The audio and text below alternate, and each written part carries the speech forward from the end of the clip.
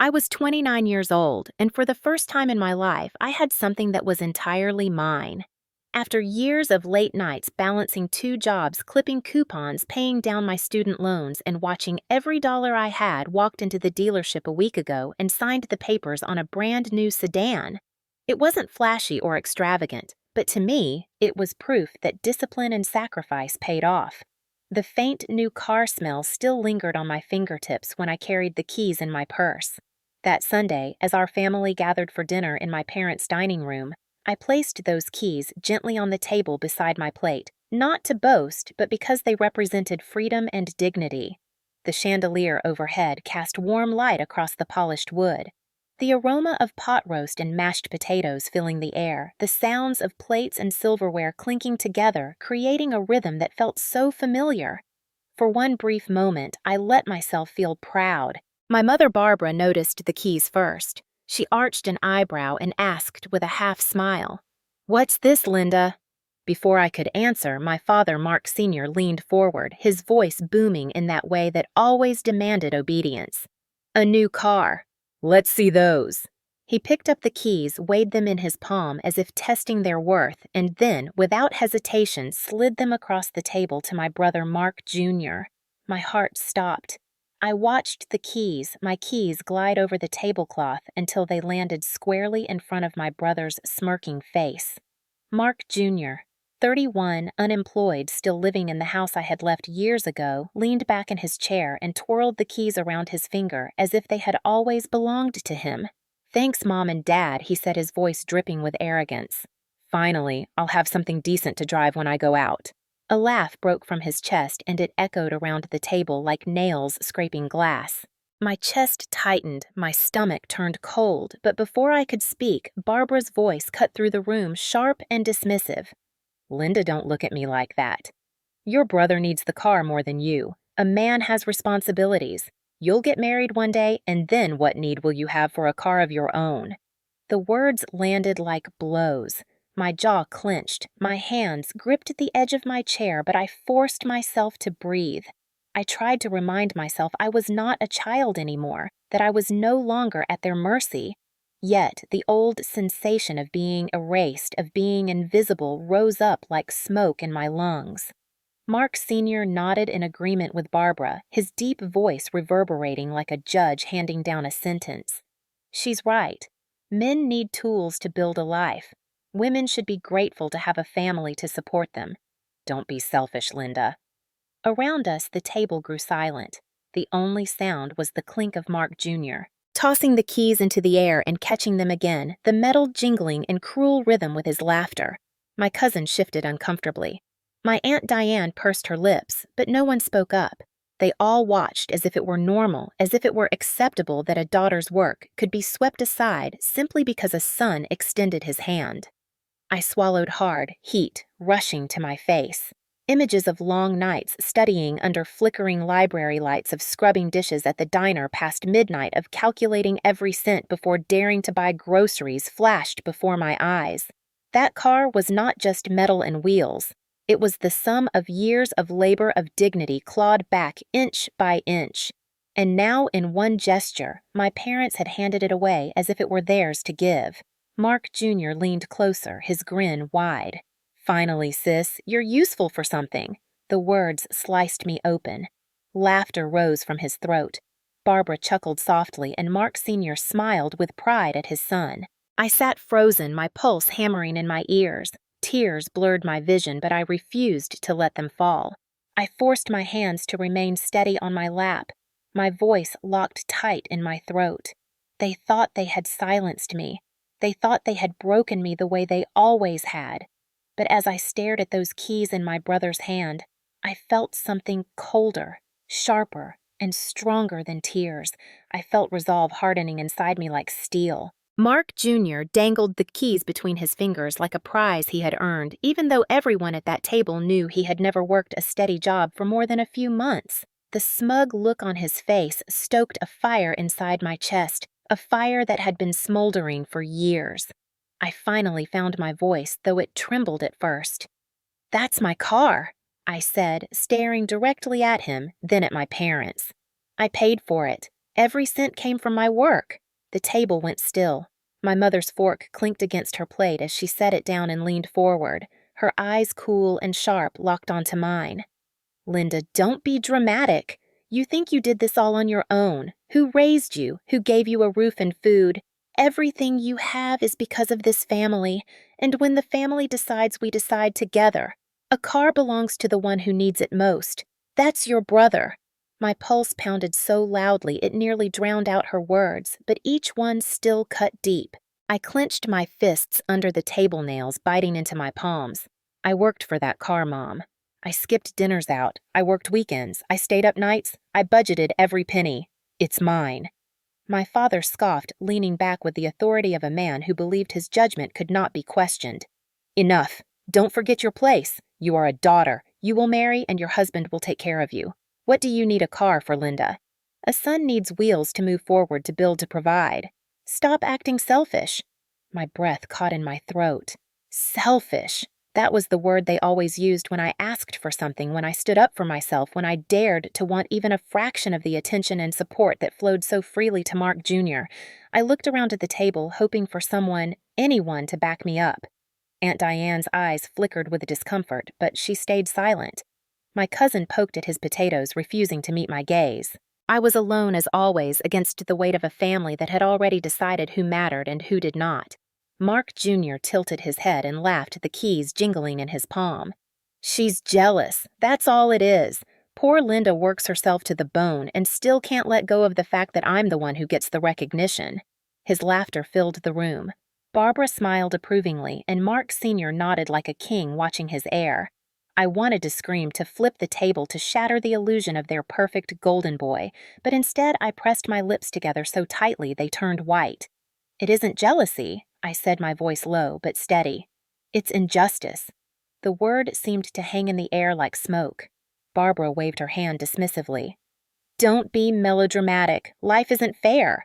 Women should learn that early. You should be grateful we allowed you to buy something so expensive in the first place. But your brother needs it. End of story. My father's deep voice followed final and crushing. Barbara is right. Don't argue further, Linda. This conversation is over. Heat flared in my chest, but I forced myself to sit still. I wanted to shout that it was not their car to give, that I had signed every document, that my name alone was on the papers. But I bit down on the inside of my cheek until I tasted blood. If I revealed everything too soon, I would lose the advantage. Instead, I sat silently staring at the keys in Mark Jr.'s hand, letting the rage solidify into something sharper, more calculated. Mark Jr. leaned closer across the table, eyes glinting with mockery. You know, sis, maybe this is good for you. Maybe it'll finally teach you that no matter how hard you work, Mom and Dad will always know best, and I'm always going to come out on top. The smugness in his tone twisted in my stomach, but it also clarified everything. I saw with blinding clarity that this wasn't just about a car. It was about a lifetime of being told I was less, of being erased, of being useful only when it benefited them. And in that moment, I made a silent vow that this would be the last time they ever took something from me. The silence at that dinner table, the sound of my parents dismissing me as selfish, dragged me backward in time like a riptide.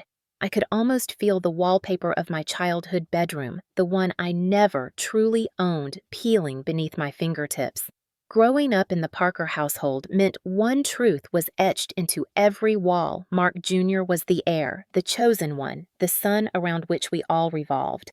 I was expected to be a shadow. When I was 6 years old, I begged for a desk so I could do my homework somewhere quiet. My father laughed, ruffled my brother's hair, and said, "We'll get one for Mark Jr. first. He needs a space to concentrate." A week later, a shiny new desk appeared in my brother's room. I was told to keep using the coffee table in the living room, dodging the glare of the television and the chaos of family noise. That was the pattern. When I was 10, Mark Jr. got a bike with gleaming silver handlebars, the kind every kid in the neighborhood envied. I was handed my cousin's old pink one, the paint chipped and the brakes squealing. I rode it anyway, knees scraped, face set with determination, while my brother sped ahead laughing in the wind. At 16, the injustice reached a breaking point. On the morning of Mark Jr.'s birthday, a used car sat in the driveway, bow tied across the hood, like some reward for existing. Everyone cheered as he climbed in, revving the engine like a king anointed. 2 months later, when my birthday rolled around, I was given a chocolate cake and a card. My father clapped me on the back, saying, "Girls don't need cars. You'll have a husband to drive you soon enough." I smiled weakly for the family photo, but inside, something cracked. In high school, my report cards came home with straight A's. Teachers wrote glowing notes about my discipline and potential. Meanwhile, Mark Jr., his grades slipped, his absences piled up, and yet it was always me who was told to be patient, to take on more chores, to not expect too much. "Your brother is under pressure," Barbara would say, folding laundry while I scrubbed dishes. "He's the son. It's different for him." When college applications rolled around, I filled out forms late at night, whispering essays into my notebook, terrified of mistakes. I earned a scholarship that covered half my tuition, but the other half meant I needed loans and jobs. I worked at the library during the day and the diner at night, pouring coffee with aching wrists, memorizing formulas on flashcards tucked in my apron. I scraped together $15,000 each year just to keep afloat. Meanwhile, Mark Jr. announced he was going to college, and my parents opened their checkbook without hesitation. Tuition, housing, spending money, it all flowed to him as though the universe itself had decreed he deserved it. When I asked for a little help to cover my textbooks one semester, Barbara shook her head. "Linda, you're independent. You can manage. Your brother has to focus on his future." Her words tasted like ash. I walked away, bought used textbooks with pages already scribbled through, and carried on. After graduation, the divide only grew. I walked into an accounting firm, my resume built from nights and weekends of unpaid internships and relentless effort. My paycheck wasn't much at first, but it was mine. I paid rent on a small apartment, cooked beans and rice, counted pennies. Every extra dollar went to my student loans. Slowly, steadily, I chipped away at the mountain. Mark Jr. dropped out of college after 2 years, citing stress. He drifted from one half-hearted job to another, bartender, delivery driver, even a week at a car dealership. Each time he quit, my parents insisted he was finding himself. They paid his rent. They covered his bills. They never let him hit the ground because they believed sons weren't meant to fall. One winter, I remember standing in the freezing wind at a bus stop, my breath turning white in the air, clutching textbooks against my chest. Across the street, my brother climbed out of the second car my parents had purchased for him, music blaring, laughter spilling into the night. He didn't see me. He never did. That moment burned itself into me. It was proof I could bleed myself dry working, and still they would hand him the world on a platter. When I finally paid off my loans after years of grinding, I treated myself to a laptop, just a modest refurbished one, but brand new to me. I remember opening the lid, the glow of the screen on my tired face, and feeling like I had won a war. My father scoffed when he saw it. "You waste money on that. You should be saving for your wedding." Wedding. That was all they saw in me. A future wife, never a builder, never an achiever in my own right. Their pride in Mark Jr. was boundless, while their pride in me was rationed like crumbs. And yet, through it all, I kept pushing forward. I saved every raise, resisted every temptation, and when I finally had enough to walk into a dealership and sign for that sedan, I felt a freedom I had never known. That car was not just transportation. It was a declaration that I, Linda Parker, mattered, that my labor could manifest into something solid, something undeniable. Which was why watching my parents slide those keys to Mark Jr. that Sunday dinner felt like history repeating itself with brutal clarity. They weren't just giving away a car. They were trying to erase decades of my struggle to remind me that in their eyes, my work, my discipline, my independence meant nothing compared to the mere fact that my brother was born a man. And I swore as my brother twirled those keys like a trophy that I would never let them erase me again. The weight of all those memories pressed on my chest as I sat at the table watching my brother juggle the keys like a circus act. Every flashback of sacrifice and dismissal swirled into the present moment, fusing into a fury I could no longer keep buried. My hands trembled under the table, but my voice came out sharp and clear. "Enough. That car is mine. I worked for it. I paid for it, and it does not belong to Mark Jr." The room went still, Forks hovering midair, eyes turning toward me with something between shock and annoyance. My mother's lips thinned into a line as she set her napkin down. "Linda," she said in that tone she always used when she wanted to end an argument before it began. "Don't embarrass yourself. This is family business, and in this family, the son's needs come first. You have a roof, you have food, and someday you'll have a husband. You don't need a car to prove anything." My father's deep voice followed like a hammer striking an anvil. "Listen to your mother." A car is a tool. A man builds a life with tools. A woman should focus on her role, not on possessions. "You are being selfish again, Linda." My pulse pounded in my ears. I looked around desperately, but all I saw were averted gazes. My cousin pretended to adjust his napkin. My Aunt Diane shifted uncomfortably, but stayed silent. The clinking of silverware seemed louder in the silence, as if the entire room was conspiring to drown me out.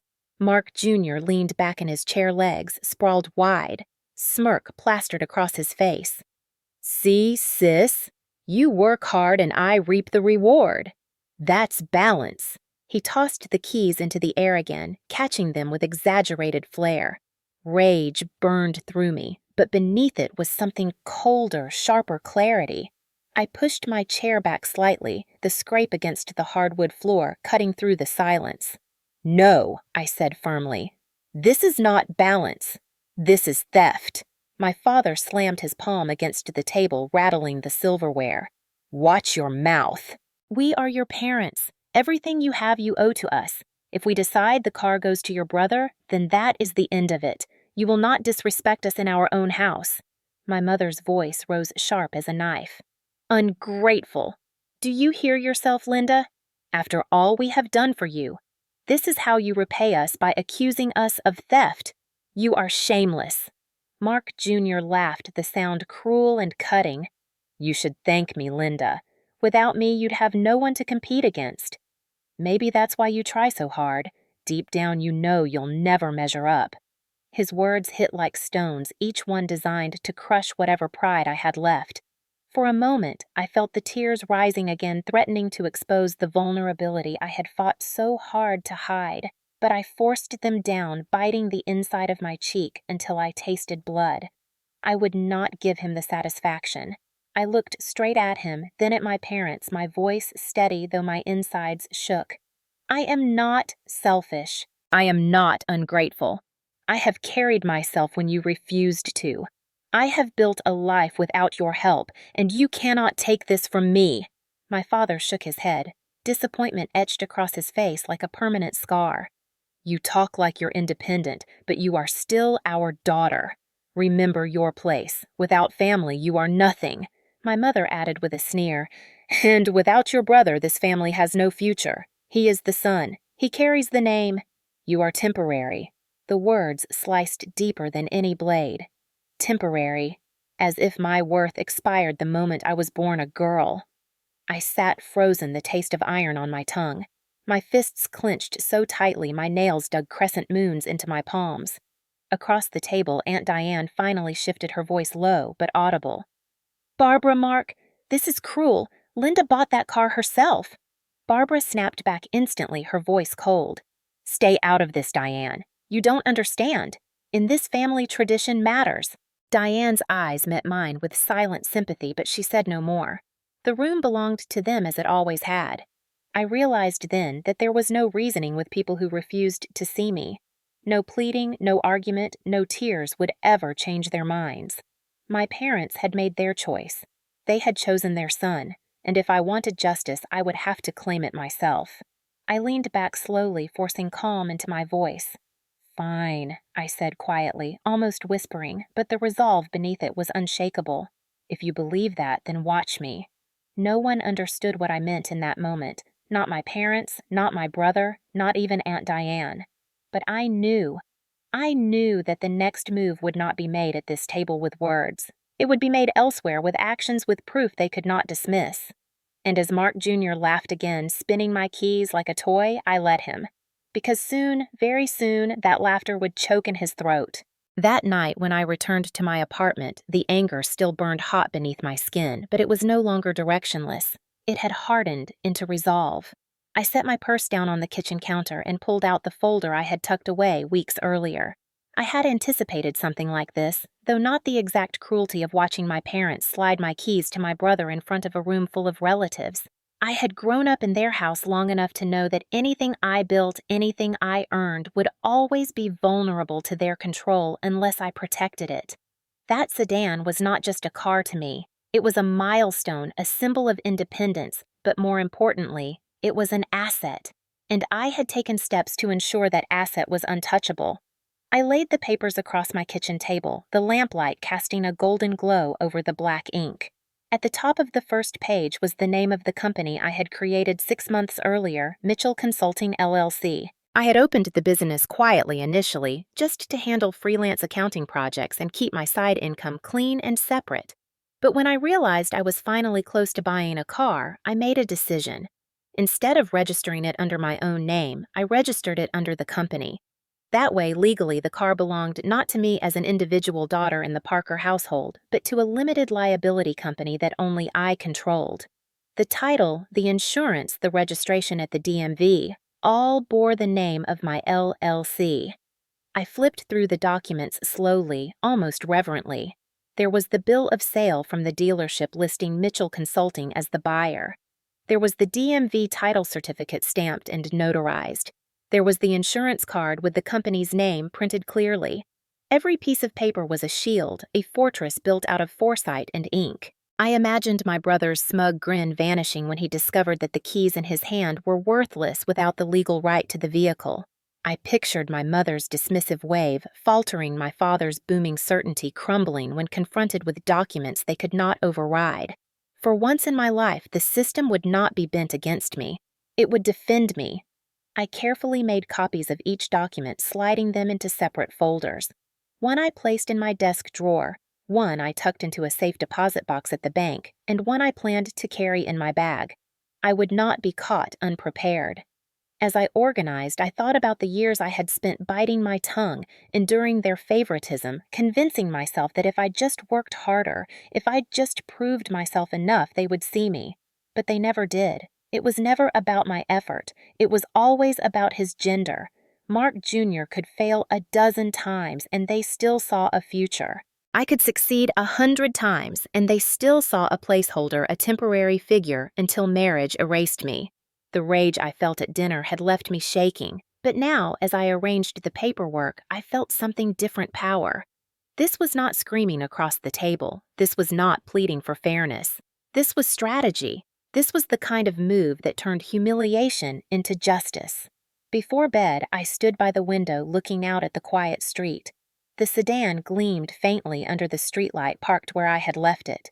For a moment, the sight filled me with warmth again, as it had the first day I drove it home. But then, the memory of Mark Jr. flipping the keys into the air intruded, souring the moment. I whispered into the darkness, more a promise to myself than anything else. They will not take this from me. Not this time. I knew another family gathering was coming. We were expected to attend a larger dinner with relatives the following weekend. I could already imagine the scene: my brother arriving, boasting about his new car, my parents nodding with pride, everyone laughing at the joke of Linda, who worked and saved only to have her prize taken from her. They thought the story was already written, but I was holding the ending in my hands. And when the time came, I would turn their mockery into silence. I slid the folder of documents into my bag, zipped it closed, and placed it by the door. My heart slowed, my breathing steadied. For the first time in years, I felt not just defiance, but control.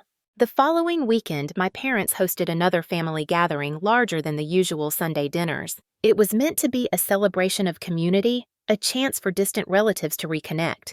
But to me, it felt like the stage they had chosen for my humiliation.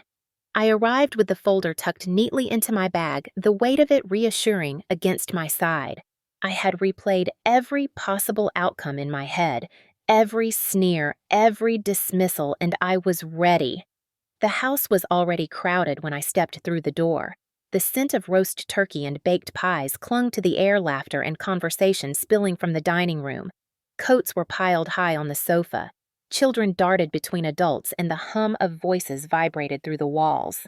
I spotted Aunt Diane across the room, her expression brightening when she saw me. She gave a small nod, a flicker of encouragement that steadied me. My parents moved through the crowd like hosts of honor, Barbara offering plates of appetizers, Mark Sr. booming greetings to cousins and neighbors. Then Mark Jr. entered late, as always, swaggering through the doorway with the keys to my car spinning on his finger. The sound of the metal jingling cut through the chatter like a bell, drawing attention to him. "Look what I'm driving now," he announced, grinning wide. "Finally got some real wheels thanks to Mom and Dad." A ripple of laughter moved through the room, people clapping him on the back, congratulating him. My chest tightened, my jaw clenched, but I held my ground.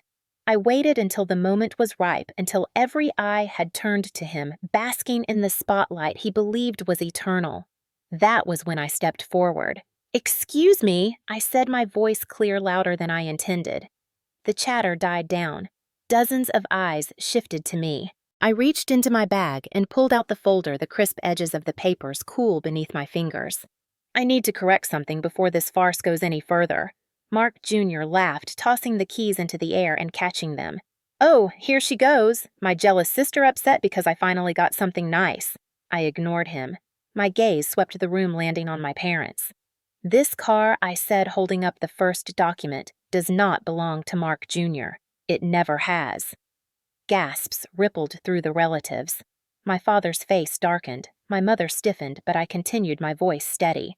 "Here is the bill of sale from the dealership notarized, showing that the buyer is Mitchell Consulting LLC. Here is the DMV title certificate stamped, listing the owner as that same company. Here is the insurance card also in the company's name. And who owns that company?" I paused, letting the silence sharpen the moment. "I do. Solely. Legally. Entirely." The room went still. The laughter evaporated, replaced by murmurs of shock.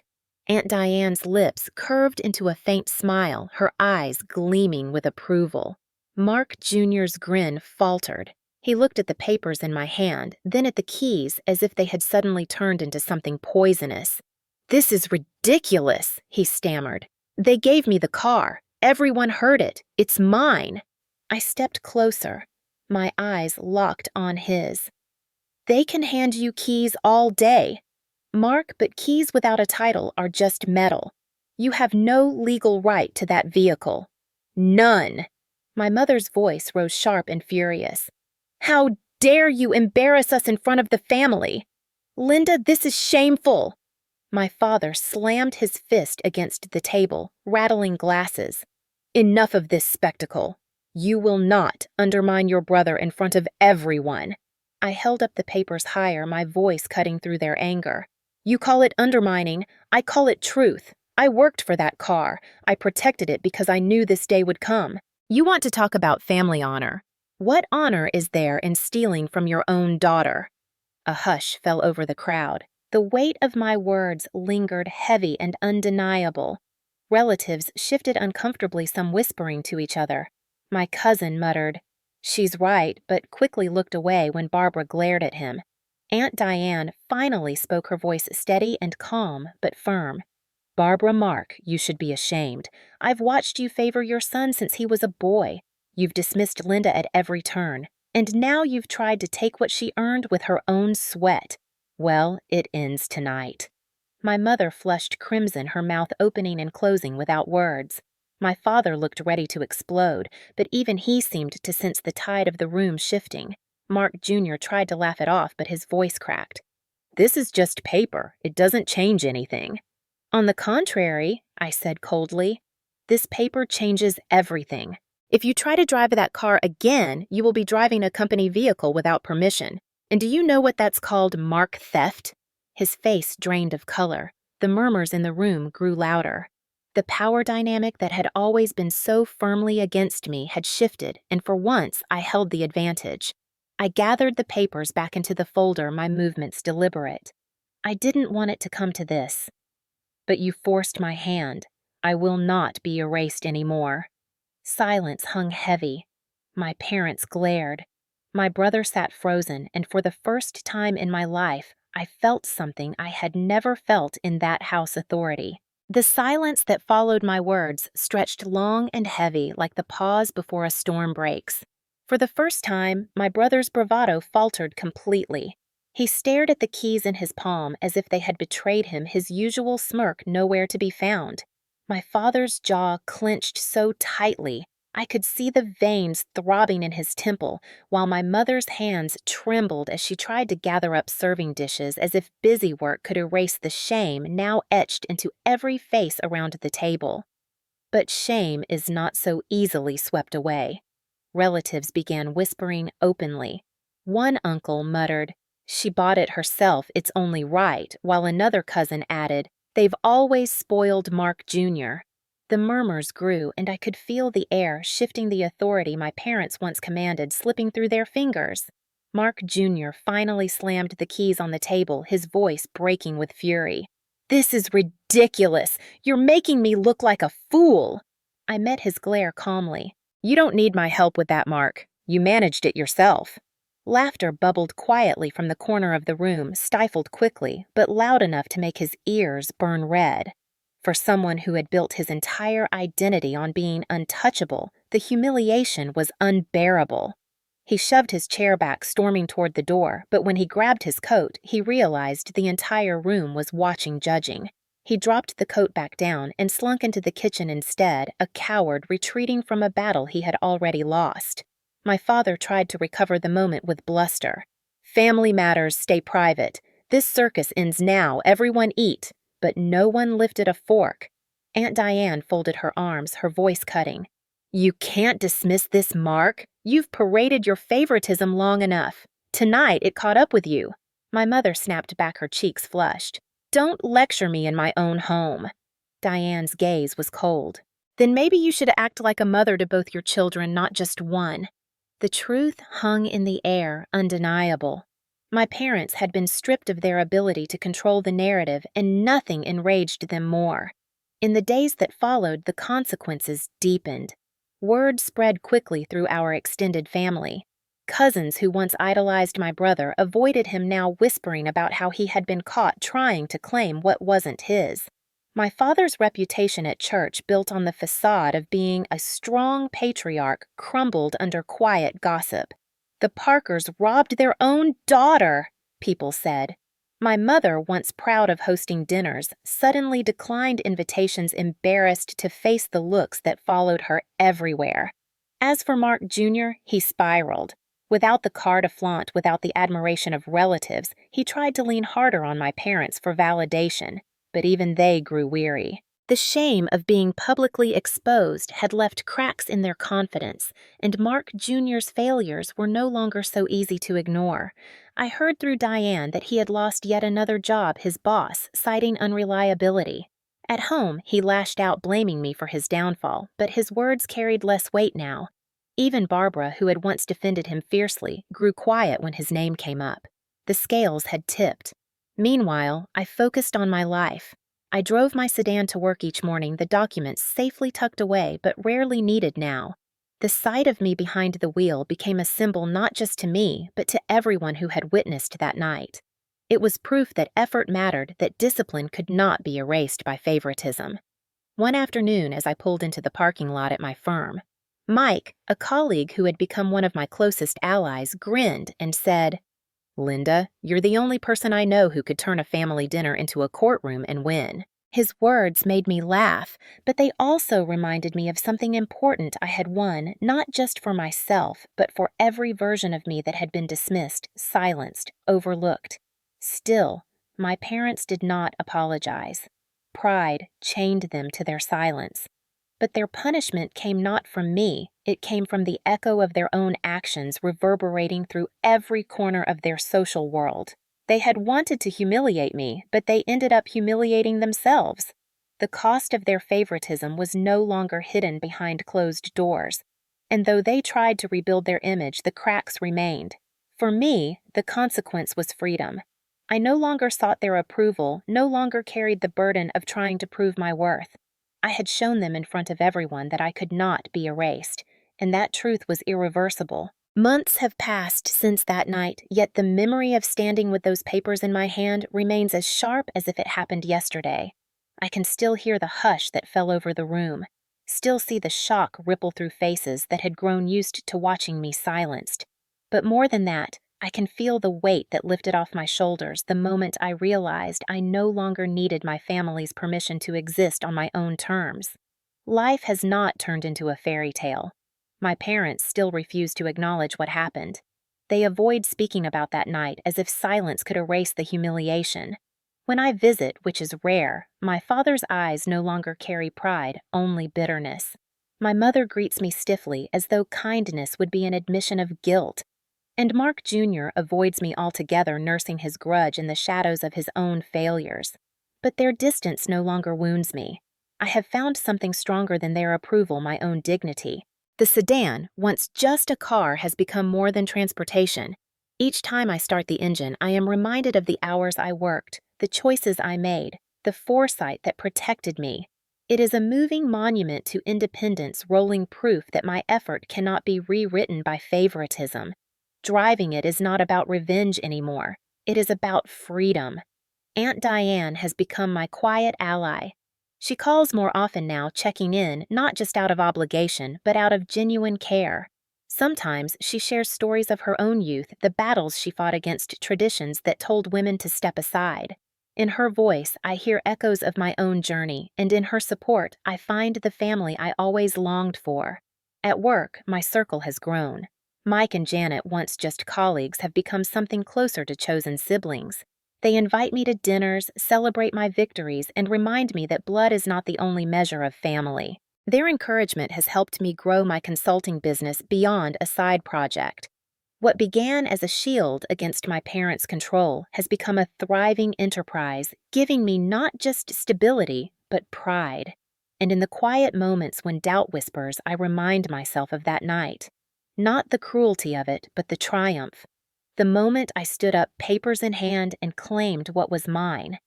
That memory has become a compass pointing me toward a future where I set the terms. I know others carry scars like mine. Daughters' dismissed efforts, overshadowed voices drowned out by favoritism. To them, I would say, prepare yourself, protect what you build, and never believe that silence is your only option. Justice may not roar, but it can whisper through a contract, a title, a single moment of truth that no one can deny. My parents once told me that without family, I was nothing. But I have learned that family without respect is nothing. True family is found in those who see your worth and stand beside you, whether by blood or by choice. And as I lock my car at night, walking toward a home I built without their approval, I know one thing with certainty: I am no longer temporary.